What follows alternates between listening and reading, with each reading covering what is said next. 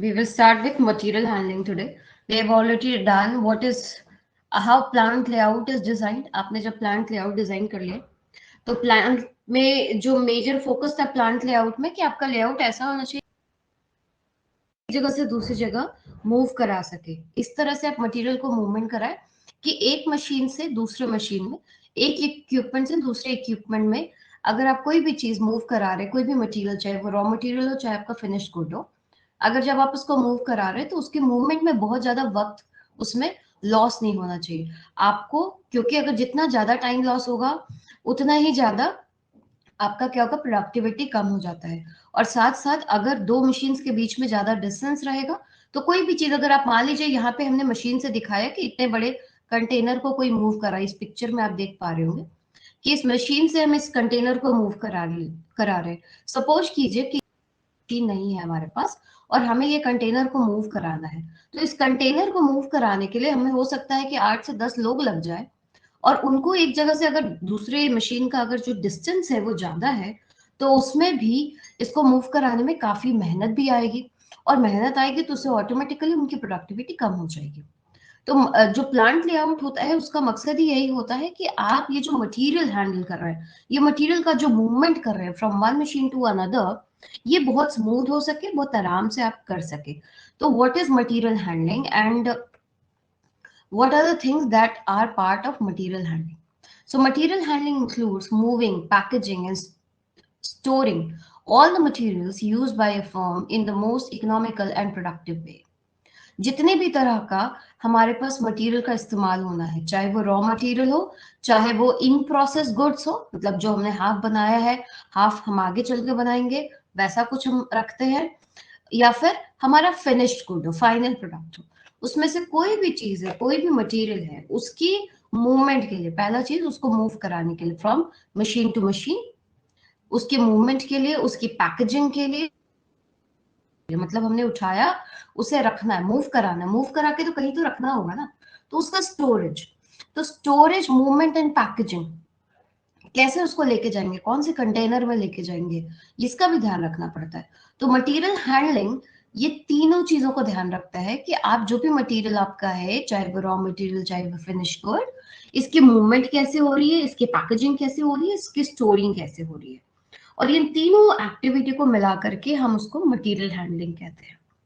जितना भी ज्यादा अभी न्यू टेक्नोलॉजी आ रहा है, अभी क्या हो रहा है कि हम मशीन्स का इस्तेमाल ज्यादा करते हैं, और जितनी ज्यादा हम मशीन का इस्तेमाल करते हैं उसके पीछे हमारा जो मोटिव होता है कि हम पूरे कॉस्ट को मिनिमाइज कर सके, हम पूरे प्रोसेस को इकोनॉमिकल बना सके, इकोनॉमीज ऑफ स्केल को जल्दी से अटेन कर पाए, और कम से कम हमें मेहनत लगे, एफर्ट्स ऑफ वर्कर जो हो वो कम से कम हो जाए उसमें। क्योंकि ऐसा हो सकता है कि ये सामान उठाना, इसके लिए हमने वर्कर्स नहीं, वर्कर्स थे, हम उनको कहीं और अच्छे से इस्तेमाल कर सकते थे, हम उनको अपने मशीन्स में काम करने के लिए लगा सकते थे, लेकिन क्योंकि हमारे पास ये जो, जिससे आप देख पा रहे हैं कि जिस ये क्रेन है जिससे कि हम ये कंटेनर मूव करा पा रहे हैं ऊपर पिक्चर में, अगर ये क्रेन नहीं होगा तो हमको उसको उठाने के लिए लोग लगेंगे, आदमी लगेंगे, उसको हटाने के लिए वर्कर्स लगेंगे। तो ये वर्कर्स अगर इसी को हटाने में लग गए तो हो सकता है पूरा दिन लगा दे, थक जाए, वो काम नहीं कर पाएंगे। तो एफर्ट्स ऑफ वर्कर को कम करना, प्रोडक्टिविटी को बढ़ाना, मोनोटोनस एक्टिविटीज को बढ़ाना, मतलब घटाना, सॉरी, लेसन द मोनोटोनी, एक ही तरह का काम करके भी बंदा थक जाता है, तो monotony of functions, monotony of activities, उसको भी कम करना है, कॉस्ट को हमको कम करना है, सेफ्टी ऑफ द पीपल, जो लोग काम कर रहे हैं उनकी सेफ्टी का ध्यान रखना। जैसे मान लीजिए इसी कंटेनर को अगर 4-5 लोग मिलके उठा रहे, मान लीजिए किसी बंदे ने सही से नहीं उठाया, उसको हो सकता है कि किसी मसल में स्प्रेन आ जाए, ऐसा हो सकता है कंटेनर उसके ऊपर गिर जाए, डेथ हो जाए, कोई किसी तरह का मिसहैपनिंग हो जाए, कुछ भी हो सकता है। तो ये safety of the people who are concerned in this activity, उनका भी ध्यान रखना है। And machines whatever are involved in this material handling process, इन सबको ध्यान रखते हैं, सेफ्टी का ध्यान सबसे ऊपर रखना है, इकोनॉमीज ऑफ स्केल अटेंड करना, इकोनॉमिक होना चाहिए, कॉस्ट कम से कम हम कर सके, मोनोटोनी कम कर सके, और वर्कर्स के एफर्ट को हम कर सके। अगर ये सारी चीजें अगर हम कर पाएंगे तो ओवरऑल प्रोडक्टिविटी बढ़ जाता है। जो सामान है उसके मूवमेंट का ऊपर में वो ध्यान देता है, और वो मूव कैसे कराएंगे और उसको फिर उठा के कहाँ रखेंगे, स्टोरिंग कैसे करेंगे। सो मटेरियल हैंडलिंग में कुछ बेसिक प्रिंसिपल्स होते हैं, कुछ प्रिंसिपल्स है जिसको वो हमेशा फॉलो करेगा। तो what are those basic principles? The first principle is all materials to be handled mechanically from the inbound raw material stage to the outgoing finished good। पूरा जो मटेरियल्स का जो हम हैंडलिंग करते हैं उसमें हम सभी चीजों का ध्यान रखेंगे कि हमने रॉ मटेरियल को कैसे रखना है, और हमें फिनिश सारे, मतलब ऐसा नहीं कि हम किसी एक पर्टिकुलर चीज के बारे में सोच रहे हैं, हमको सारी चीजों का ध्यान रखना पड़ेगा। तो ऑल मटेरियल बी हैंडल्ड, ये from the raw material to the finish good, ये सब कुछ becomes a part of material handling principle। Second thing is heavy load must be handled mechanically। जो heavy loads है उसको हमको mechanically handle करना चाहिए, क्योंकि क्या होगा, अदरवाइज क्या होगा कि हमारा जो वर्कर्स का एफर्ट है उसमें बहुत ज्यादा लग सकता है। Third thing, avoid mixing material which require futures shorting.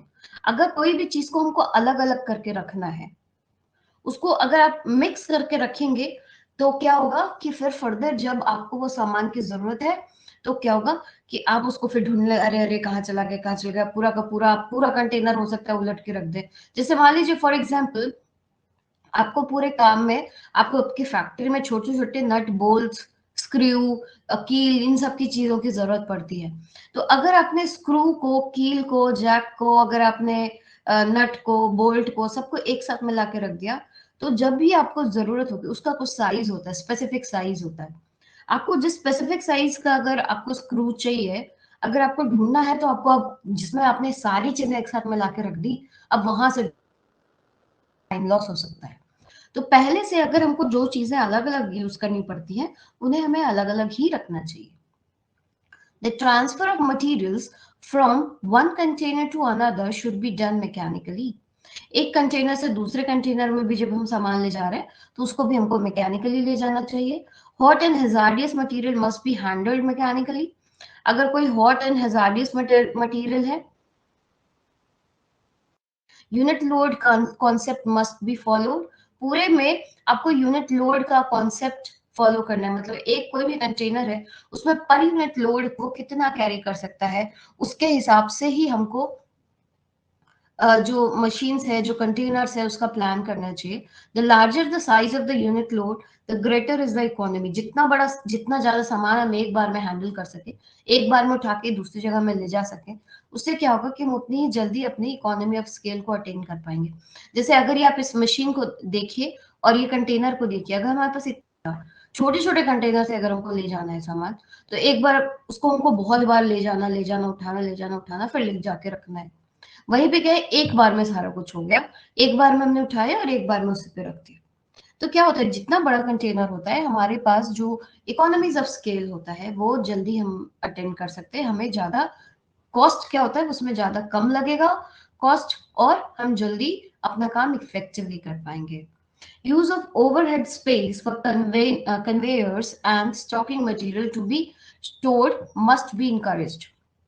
बहुत बार फैक्ट्रीज में जब आप मटेरियल हैंडलिंग कर रहे हैं तो वहां पे भी इस चीज का ध्यान रखना चाहिए कि हम ओवरहेड स्पेस को भी यूज करें।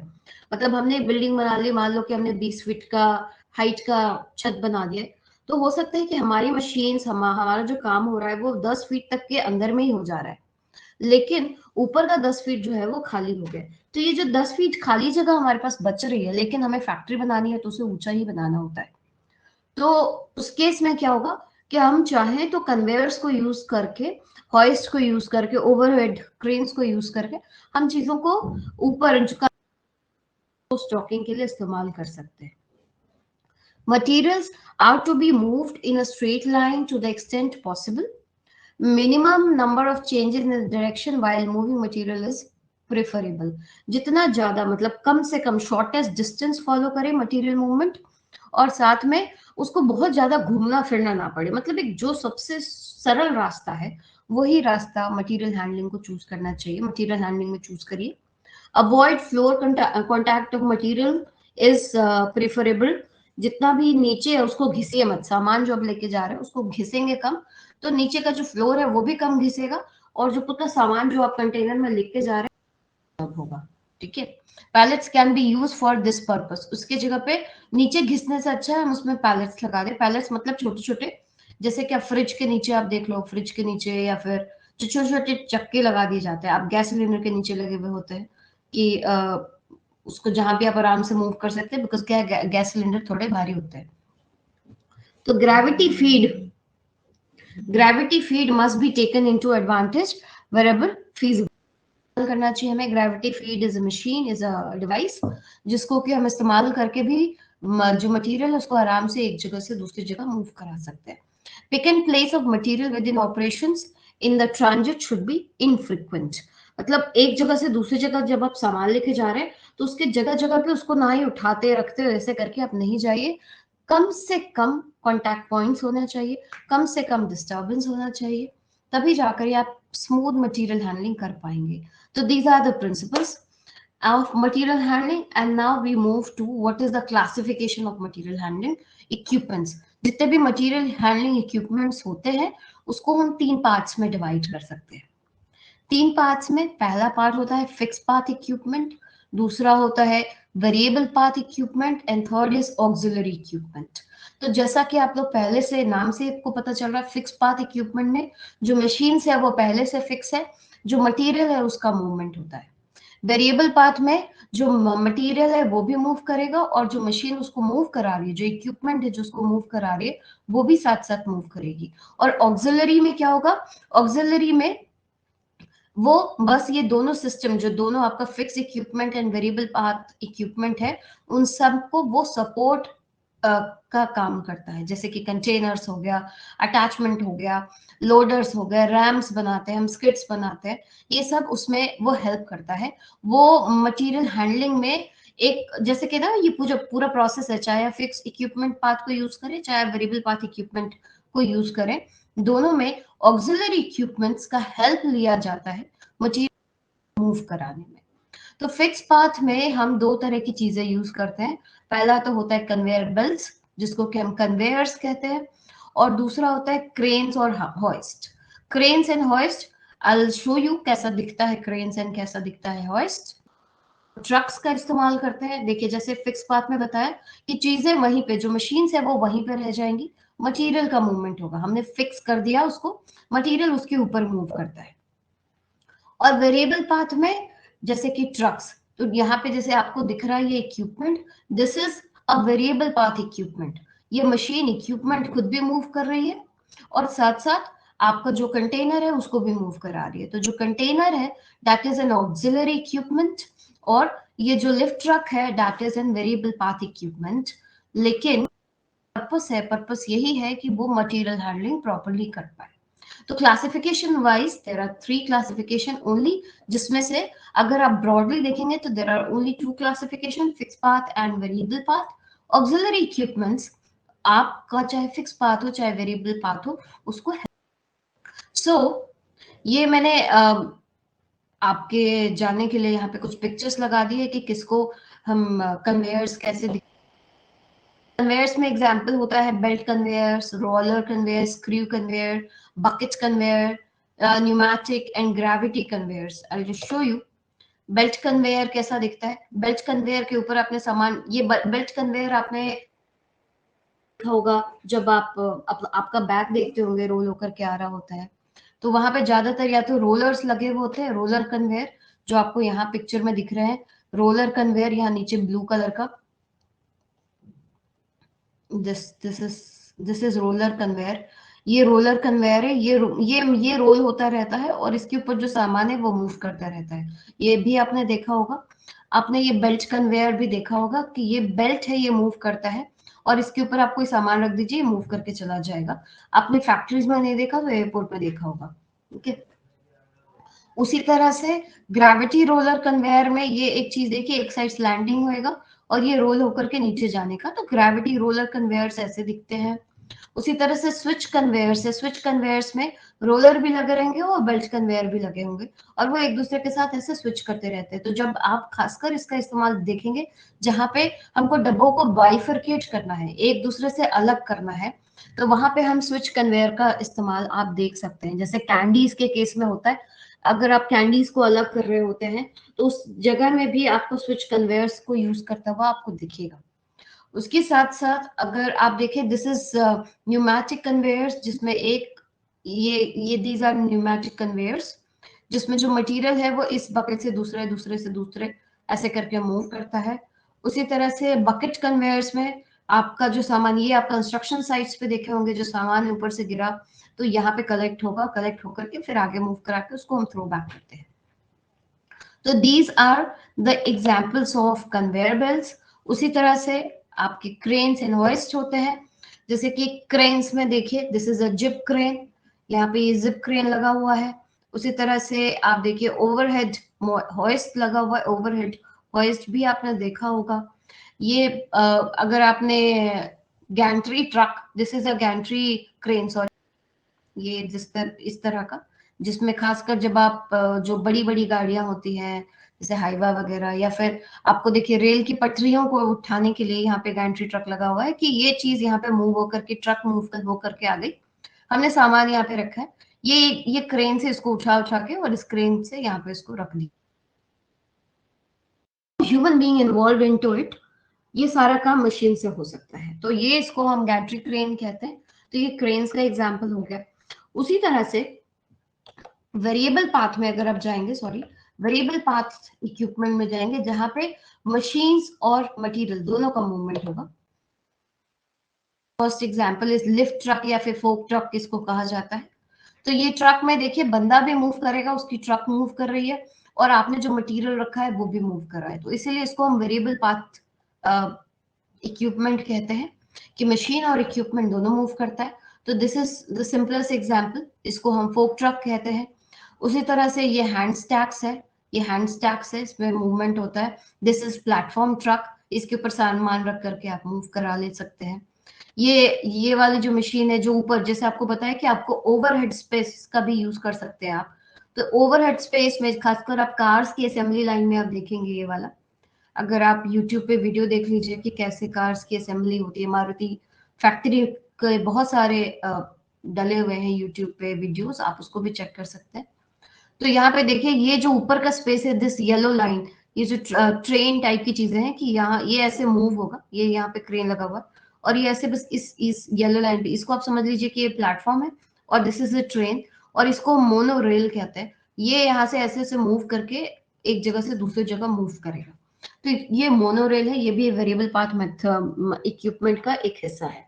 और इन सब पे मूव कराने के लिए हमें चाहिए होता है, जो इक्विपमेंट को मूव कराते हैं उसके लिए ऑक्सिलरी इक्विपमेंट, जैसे कि पैलेट्स होते हैं छोटे छोटे टायर्स वाले, चाहे राउंड या सर्कल वाली चीज है, जैसे कि आप गैस सिलेंडर को रखने के लिए इस्तेमाल करते हैं, या फिर आप अपने घर में आप अपने सेंटर टेबल में देखे होंगे वो लगा हुआ रहता है, जिससे कि आपका सेंटर टेबल एक जगह से दूसरी जगह मूव कर जाता है आराम से, छोटे छोटे पहिए जो लगे हुए होते हैं।